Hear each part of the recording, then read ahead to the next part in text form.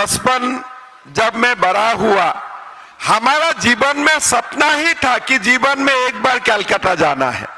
हम लोग वो सपना दिल में रखते हुए बड़ा हुआ। अभी जब मैं सुनता हूं कि असम में सरकारी कर्मचारी को 50% डीए मिलता है और बंगाल का सरकारी कर्मचारी को खाली 14% डीए मिलता है, तो हम लोग क्या बोल सकता हूं? इतना ही मैं बोल सकता हूं कि पश्चिम बंगाल में बीजेपी का सरकार जल्दी जल्दी बनना चाहिए और पश्चिम बंगाल का सरकारी कर्मचारी को भी और जनता को भी न्याय मिलना चाहिए। जब गाड़ी में बैठा, मैंने पहले ड्राइवर भाई को पूछा, भाई साहब कलकत्ता में पेट्रोल का लीटर कितना है? बोला 103 रुपया।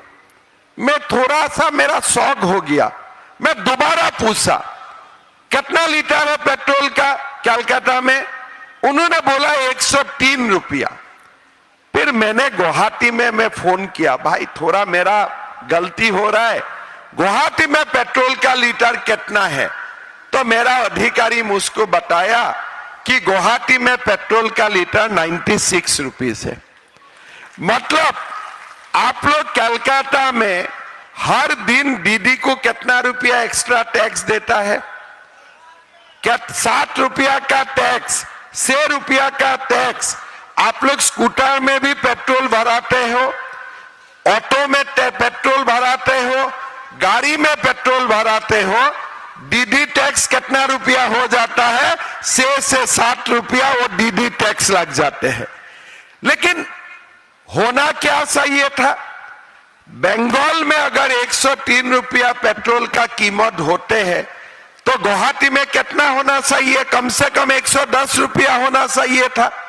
लेकिन ये तो उल्टा हो रहा है। क्यों उल्टा हो रहा है? इसलिए असम में मोदी का डबल इंजन का सरकार चल रहा है, इसलिए ये कहानी अलग है। फिर मैंने होटल में, मेरा पास ड्यूटी देने के लिए बंगाल पुलिस का जो जवान है वो था। मैंने पूछा, आपका सरकारी कर्मचारी को डीए कितना रुपया मिलते हैं? बोलता है सर हमारा 10% डीए था, थोड़ा दिन पहले 4% डीए बढ़ा, अभी हमारा डीए 14% हुआ। मैं बोला भाई ठीक से बोलो। बोले नहीं, हमारा बंगाल का सरकारी कर्मचारी को डीए कितना रुपया का मिलता है? 14%। फिर असम में कितना मिल सकता है? आप लोग थोड़ा अंदाज लगाइए। असम में हमारा सरकारी कर्मचारी को डीए मिलता है 50%। कहां असम है, कहां असम है और कहां बंगाल है? हम तो, मेरा जब बचपन जब मैं बड़ा हुआ, हमारा जीवन में सपना ही था कि जीवन में एक बार कलकत्ता जाना है। हम लोग वो सपना दिल में रखते हुए बड़ा हुआ। अभी जब मैं सुनता हूं कि असम में सरकारी कर्मचारी को 50% डीए मिलता है और बंगाल का सरकारी कर्मचारी को खाली 14% डीए मिलता है, तो हम लोग क्या बोल सकता हूं? इतना ही मैं बोल सकता हूं कि पश्चिम बंगाल में बीजेपी का सरकार जल्दी जल्दी बनना चाहिए और पश्चिम बंगाल का सरकारी कर्मचारी को भी और जनता को भी न्याय मिलना चाहिए। असम कितना बड़ा प्रदेश है। आज मेरा सीएम बनते बनते 3 साल हुआ। एग्जैक्टली 3 साल पहले मैं सीएम का शपथ लिया था। जब मैं सीएम का शपथ लिया तो मोदी जी ने मुझको बोला था कि हेमंत, पहला साल में 1 लाख सरकारी कर्मचारी को, युवाओं को नौकरी देना है। 1 लाख युवाओं को नौकरी देना है। तो बहुत बड़ा टारगेट थे। असम एक बहुत ही छोटे प्रदेश है। 1 लाख लोगों को 1 साल में नौकरी देना मेरे लिए असंभव जैसा काम था, लेकिन मोदी जी का आशीर्वाद रहा और मैंने 1 साल में 1 लाख युवाओं को मैंने नौकरी देने का काम कंप्लीट किया। दीदी बोल सकता है कि असम का सीएम झूठ बोल के गया। आप लोग गूगल भी कीजिए और आप लोग कंप्यूटर भी देखिए। आप लोग कंप्यूटर कीजिए, what is the petrol price in Guwahati today and what is the petrol price in Calcutta today. ये तो कंप्यूटर में ही रहता है, गूगल में ही रहता है। मैं तो झूठ भी नहीं बोल सकता हूं। लेकिन 1 लाख का नौकरी हुआ, तीसरा भी उसमें 40,000 शिक्षक का नियुक्ति हुआ। एक भी हाई कोर्ट का केस भी नहीं हुआ, सुप्रीम कोर्ट का केस भी नहीं हुआ और मेरा असम का कोई मंत्री का घर से कोई नोट भी बरामद नहीं हुआ। यहां तो मैंने देखा टीवी में नोट का बंडल का ऊपर ही बंडल, और वो बंडल कहां से गया था? वो बंडल किससे कलेक्ट हुआ था? जिसका घर में नौकरी भी नहीं है। किसी ने जमीन सेल करके, घर का जो जमीन है वो सेल करके पैसा दिया था नौकरी के लिए। किसी ने अपना मां का ज्वेलरी बंधक रखते हुए वो पैसा गिरवी रखते हुए वो पैसा दिया था कि हमें नौकरी मिले। आज क्या हो रहा है? 23,000 युवाओं को नौकरी मिला, 30 करोड़ 50 करोड़ बरामद हुआ और जो नौकरी भी मिला हाई कोर्ट भी बोल रहा है वो नौकरी खारिज कर दो, किस लिए वो नौकरी इलीगल है। तो दीदी, मैं अभी आपसे क्या सीखूं? अभी मैं ममता दीदी को पूछना चाहता हूं कि मैं बंगाल आया, क्या सीख के मैं अभी गुवाहाटी चला जाऊं? कुछ तो सीखने के लिए तो आपसे मुझको चाहिए। आप मेरा दीदी है, आपसे मैं क्या सीखूं? अभी मैं तृणमूल का पोस्टारिंग देखा कि द्रव्य मूल्य विरोधितार जन्य तृणमूल के भोट दिन। अरे दीदी, टैक्स तो आप लगा के रखा है।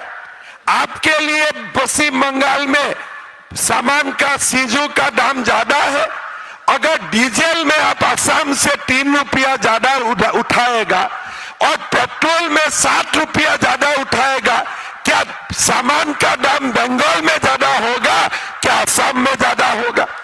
आप लोग बोलिए, ये किस लिए सामान का दाम ज्यादा है बंगाल में?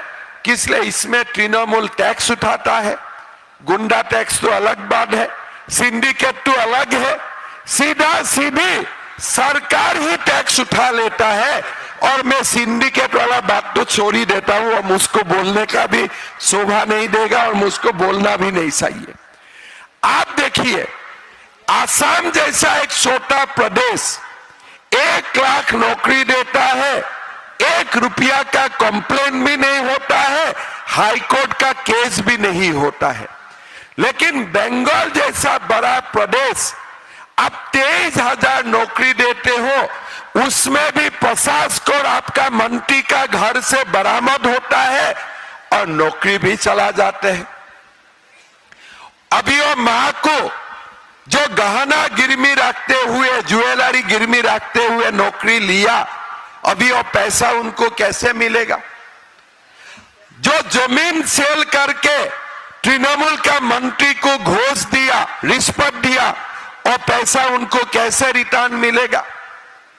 गुजरात में भी ऐसा नहीं होता है, असम में भी नहीं होता है, उत्तर प्रदेश में भी ऐसा नहीं होता है। आज ममता दीदी को मैं निमंत्रण करता हूं, आप एक बार कोई दिन असम में आइए, 1 दिन के लिए। मैं आपको सिखाता हूं सरकारी नौकरी कैसे दिया जाता है बिना पैसा में। लालच नहीं करना चाहिए। अगर उसमें भी आप लालच करते हो तो आपका क्या रह जाएगा? आप देश का नेता बनना चाहते हैं, आप प्रधानमंत्री भी बनने का सपना रखते हो, लेकिन आप अनएम्प्लॉयड यूथ से संडा उठाते हो, पार्टी का फंडिंग करवाते हो, आप लोगों को सरकारी कर्मचारी एक पोस्ट देने के लिए 5-5, 10 लाख, 15 लाख रुपया आप घोष लेते हो। वो सरकार कभी जनता के लिए काम नहीं कर सकता है। भाई और बहनों, ममता दी मोदी जी को भी चैलेंज करता है। क्या ताकत है ममता दी का बाबरी मस्जिद तोड़ के मंदिर बनाने का? दीदी का ताकत है और दीदी का ताकत होगा। 500 साल बाबरी मस्जिद रहा, मोदी जी ने राम मंदिर बनाया, दीदी का वो ताकत है? मैंने तो कभी देखा नहीं हूं। दीदी का कुछ ताकत तो मैंने देखा नहीं हूं। आज दीदी ने क्या किया? अपना जनता के ऊपर ही पुलिस का अत्याचार करो, गुंडाबाजी करो, अपना मां और बहन को ऊपर संदेश खाली का तैयार करो, ऐसा ही आपका काम है।